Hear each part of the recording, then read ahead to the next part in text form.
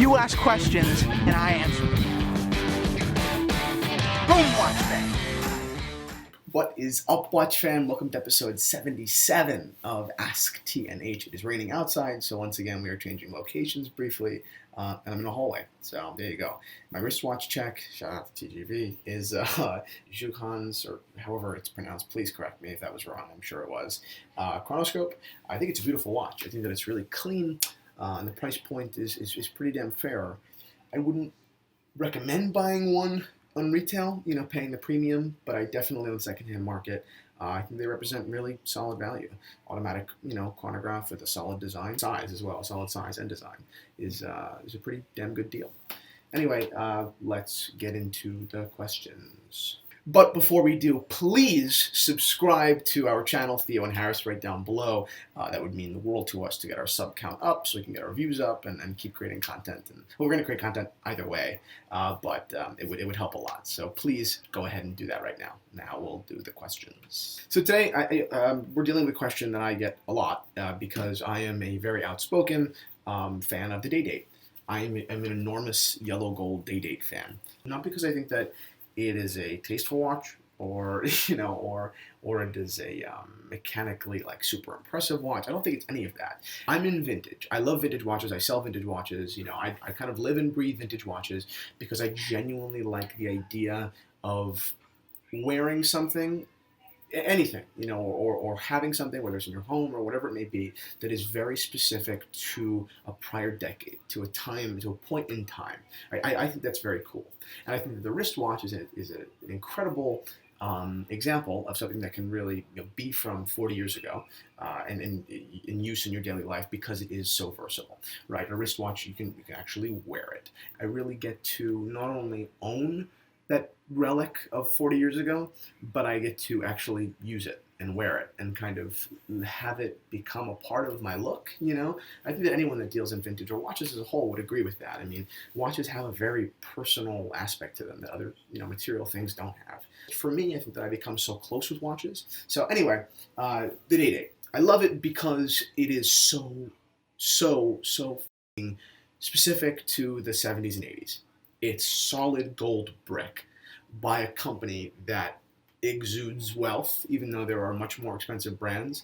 I think that that's even impressive. It's the watch that gets the most credit for being wealthy and luxurious and, on the wrists of captains of industry and important in culture, when in reality, Rolex, although it's super important, is not the most expensive, and it's not always on the wrists of the most important people. I mean, Patek has just even a longer lineage of I guess, wealth and success, but Rolex has has the crown.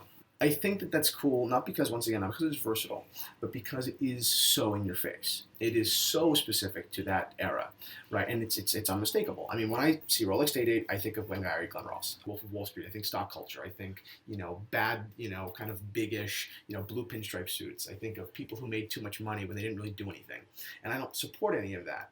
But I think it's interesting that one design could be so large, right, in its cultural importance.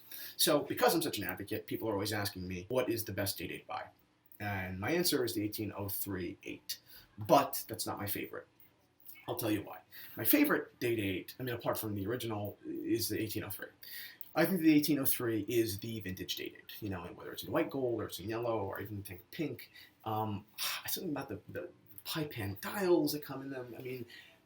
They just kind of, although they're the same size, same 36 millimeters, to me, they just exude this vintage feel that kind of balances out with the gaudy gold, and I think it does it really well.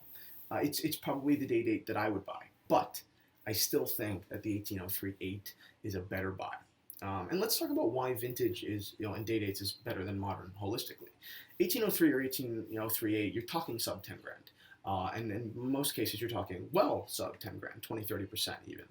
Whereas modern Day-Dates, which I think achieve the same, effect, are $20,000, $30,000, $40,000 retail price, and you're not really getting that big of a discount off of those watches. All I need is a gold Rolex Day-Date. That's my criteria. I wouldn't need to spend an extra 20 grand and buy a new one.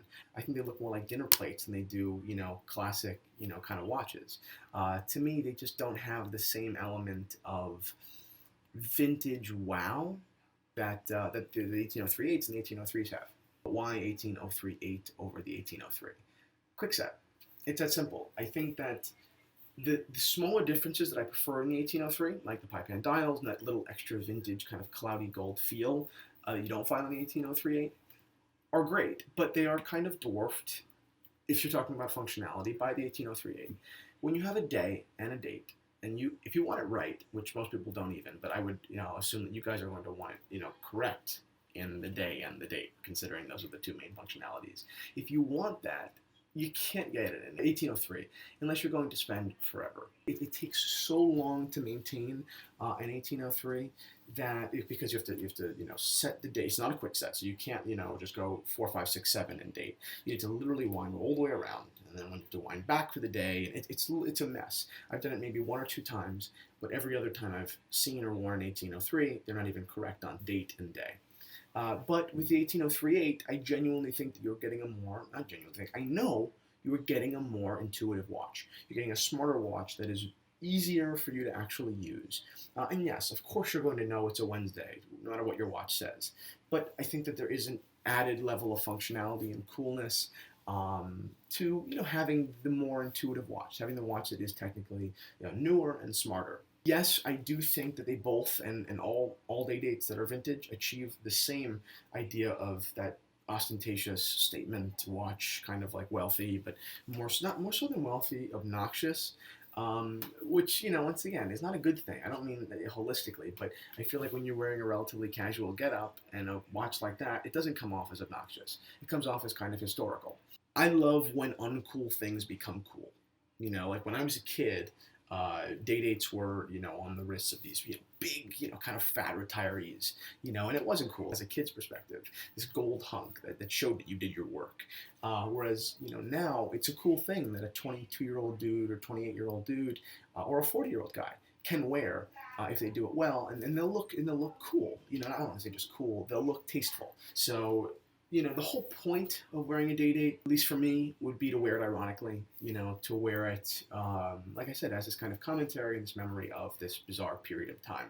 I see guys wearing them with sweaters and jeans and sneakers, or sweaters and jeans and loafers, whatever. I think that just works better. I think there's a great harmony and balance in outfits like that. Historical importance, I don't think is actually important. This part of it is, the day date was the first watch to, show the entire day, right, in all of its words, in all of its letters, on a watch's dial. That may have been a domino that led to the fact that it was worn by Pele and worn by all these, different people, world leaders, and became this iconic watch. But that's not, no one looked at it and said, oh, that's the watch with the day on it at its heyday. They said, that's the presidential bracelet. That guy must be doing really well.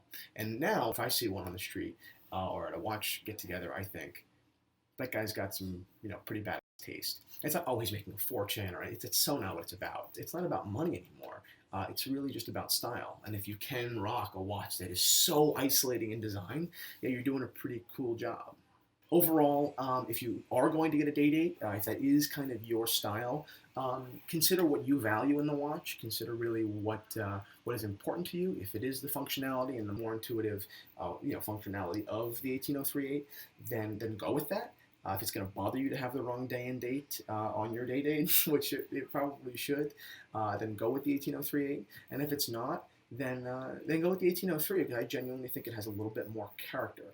It just looks a little older. Check them both out as the photos that we put up, and even right now, put 2 more photos. But that's it. It's the war of the gaudy gold watches. Which side do you fall on? Thank you guys for watching episode 77 of Ask TNH. This is kind of a mishmash episode, but I really, really am into the day dates, and I think that everyone can be if they just tried a little bit harder to watch it kind of grows on you. See you guys on Thursday.